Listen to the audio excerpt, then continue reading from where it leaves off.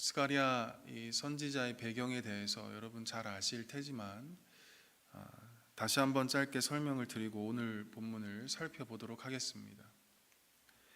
북이스라엘이 아수르에 멸망당하고 또 이후 아수르를 통합한 바벨론이 남유다까지 멸망시킵니다. 하나님은 예레미야 선지자를 통해서 이렇게 말씀하셨습니다. 70년 동안 바벨론 왕을 섬기리라. 70년 동안이나 포로로 지내다가 다시 회복시키겠다는 하나님의 말씀이셨습니다. 이 말씀대로 이스라엘 백성들은 약 70년 동안 바벨론의 포로로 지내다가 이 바벨론을 장악한 바사왕 고레스 시절에 하나님의 예언대로 이스라엘 백성들은 예루살렘으로 돌아올 수 있었습니다. 이것을 제1차 포로 귀환이라고 부르는데 이때 돌아오게 된 사람들이 오늘 본문에 등장하는 스가랴 선지자 그리고 대제사장 여호수아 그리고 스룹바벨입니다. 그런데 문제는 예루살렘으로 귀환은 했지만 예배를 드릴 성전이 완전히 무너져 있었다는 것입니다.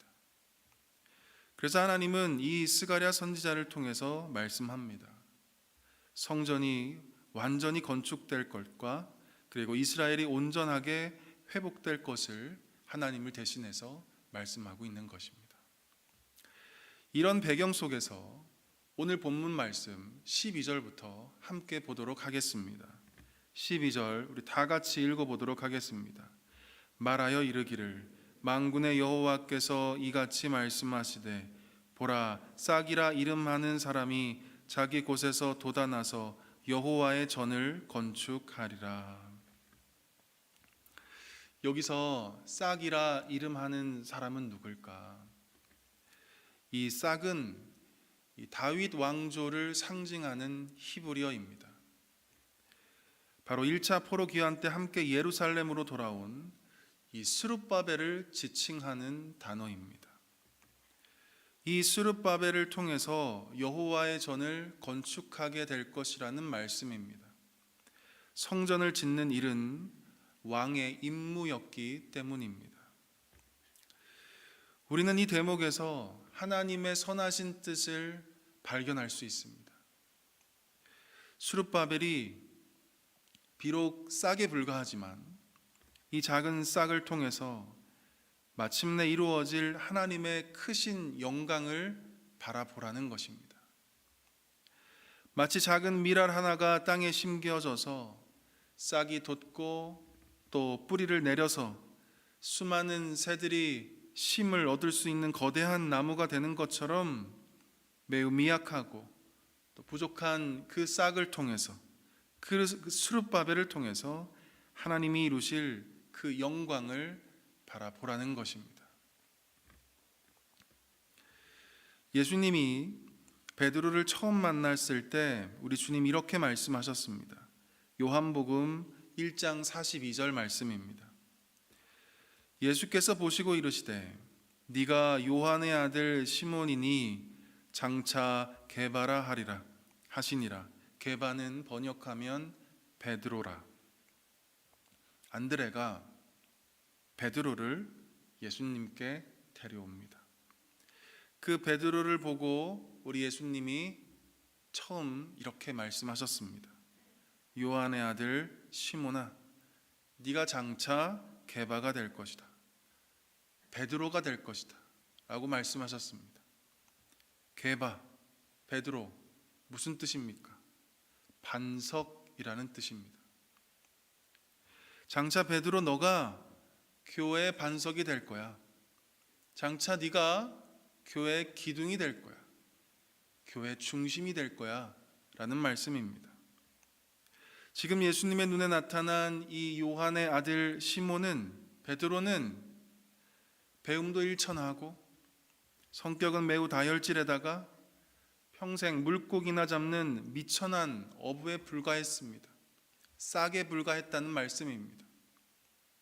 그러나 예수님은 이 베드로 안에 잠재되어 있는 그 가능성을 보시고 네가 나중에 교회 반석이 될 것이라고 말씀하고 있었던 것입니다. 매우 부족하고 연약해 보이지만 나중에 하나님께서 이루실 그 영광의 날을 우리 주님은 보고 계셨던 것입니다. 사랑하는 성도 여러분, 비록 싸게 불과하다 할지라도 하나님이 하시면 이루시고 역사하시는 줄 믿습니다. 저와 여러분, 그리고 우리의 자녀들, 지금은 볼품없고 미약해 보인다 할지라도 하나님께 맡기고 하나님께 우리의 삶을 드리면 하나님이 그 싹을 키우시고 자라게 하셔서 훗날 풍성한 열매를 맺게 하는 거목으로 자라게 하실 것입니다. 이 믿음과 안목이 저와 여러분에게 있기를 축복합니다. 다시 본문을 보시면 하나님이 이 싹과 같은 스룹바벨을 통해서 여호와의 전을 건축하겠다 예언하시면서 13절에 이렇게 말씀하십니다. 13절 말씀 우리 다 같이 읽어보도록 하겠습니다. 그가 여호와의 전을 건축하고 영광도 얻고 그 자리에 앉아서 다스릴 것이요 또 제사장이 자기 자리에 있으리니 이 둘 사이에 평화의 의논이 있으리라 하셨다 하고, 이 성전이 스룹바벨을 통해서 건축되면 스룹바벨이 영광을 얻고 또 왕으로서 그 나라를 통치하게 될 것이라는 말씀입니다. 동시에 이 대제사장인 여호수아도 왕과 나란히 그 통치의 자리에 앉게 될 거라고 언급하면서 그 둘 사이에 평화의 의논이 있어야 한다 말씀합니다. 이 말은 스룹바벨과 제사장 여호수아 두 사람의 협력 관계를 통해서 나라를 다스리게 될 거라는 이야기입니다.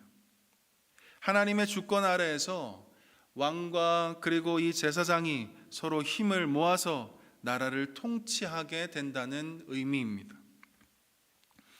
마치 다윗 왕에게 나단 선지자가 있음으로 인해서 그 나라를 잘 다스릴 수 있었던 것처럼 이 스룹바벨에게도 제사장 여호수아가 큰 힘이 될 거라는 말씀입니다. 예레미야 33장 17절과 18절을 보시면 세상의 왕과 그리고 제사장은 늘 함께 동행하고 있다는 것을 말씀해 주고 있습니다. 여호와께서 이와 같이 말씀하시니라. 이스라엘 집에 왕 위에 앉을 사람이 다윗에게 영원히 끊어지지 아니할 것이며 내 앞에서 번제를 드리며 소제를 사르며 다른 제사를 항상 드릴 레위 사람 제사장들도 끊어지지 아니하니라 하시니라. 이 다윗 왕의 가문이 계속해서 존속될 것임과 동시에 하나님께 예배를 드리는 제사장들도 계속 이어질 것임을 말씀하는 대목입니다. 이처럼 하나님은 이 왕과 제사장이 함께 걸어가기를 원했던 것입니다. 서로 조화를 이루고 서로에게 힘이 되고 보완이 되어서 나라를 잘 다스리길 바랬던 것입니다. 우리는 여기서 한 가지 배울 것이 있습니다. 세상을 다스리는 왕과 그리고 하나님을 섬기는 제사장이 서로 협력해서 나라를 다스리게 될 거라는 이 스가랴 말씀을 통해서 왕 같은 제사장인 나는 이 땅에서 어떻게 살아가야 할지를 우리는 이 본문을 통해서 발견하게 되는 것입니다. 그것은 바로 우리의 종교적인 경건성이 세상과 조화를 이루며 살아가야 한다는 것입니다. 우리의 신앙과 우리의 삶이 별개가 아니라 함께 조화를 이루며 살아가야 한다는 것입니다. 이 세상을 살지만 우리는 주의 말씀으로 살아내야 합니다. 세속적인 문화 속에 살지만 주님이 주시는 그 거룩함으로 삶을 살아내야 합니다. 미움으로 가득한 이 세상 한복판에서 주의 사랑과 용서를 실천하며 살아가야 합니다. 어두운 이 땅 중심에서 주의 빛의 자녀로 주의 복음을 전하며 우리는 살아가야 하는 것입니다. 바라기는 세상 속에서 우리의 실력을 발휘하며 살지만 동시에 세상과 구별된 거룩함으로 빛과 소금된 자녀로서 살아가는 우리 모두 한 분 한 분이 되었으면 좋겠습니다. 우리 마지막으로 우리 15절 말씀 우리 다 같이 읽어보도록 하겠습니다. 15절입니다. 시작. 먼데 사람들이 와서 여호와의 전을 건축하리니 만군의 여호와께서 나를 너희에게 보내신 줄을 너희가 알리라. 너희가 만일 너희의 하나님 여호와의 말씀을 들을진대 이같이 되리라. 아멘. 이 말씀은 이 바벨론의 포로 생활을 마치고 돌아올 사람이 아직도 많다는 것을 우리에게 알려주고 있는 대목입니다. 그들이 와야지만이 이 성전 건축이 완성될 수 있다는 말씀입니다. 그런데 중요한 것은 이 모든 영광스러운 일이 이루어지기 위해서는 가장 필요한 것이 있는데 하나님 여호와의 말씀을 들어야 한다는 것을 15절은 우리에게 말씀해 주고 있습니다.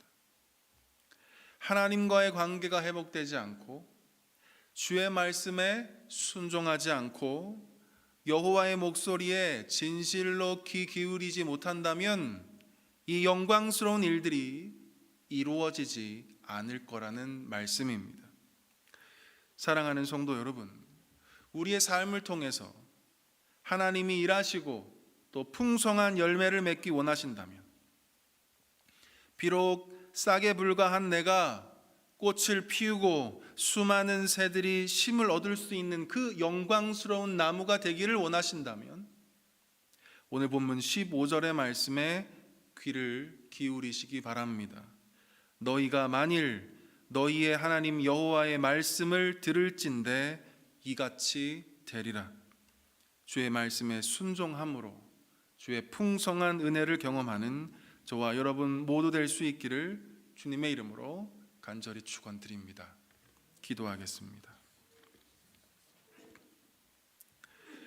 거룩하신 하나님 아버지, 오늘 우리에게 귀한 말씀 주시니 감사합니다. 주여, 우리에게 새로운 힘과 능력을 주셔서 하나님의 말씀을 지켜 행하는 우리 모두가 되게 하여 주옵소서. 주의 말씀으로 이 세상을 살아가게 하여 주시고 주의 능력으로 이 세속적인 삶을 이겨내게 하여 주옵소서. 비록 싹에 불과한 우리지만 크신 영광으로 인도하실 주님의 역사를 믿음으로 바라보게 하여 주옵소서. 주사랑교회 모든 성도들에게 마르지 않는 은혜의 생명수를 부어주시고 한량없는 주의 사랑으로 함께 하셔서 그 사랑을 나누고 베푸는 우리 모두가 되게 하여 주옵소서.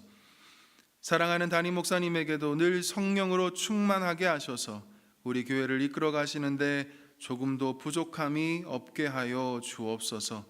예수 그리스도의 이름으로 간절히 기도드리옵나이다. 아멘.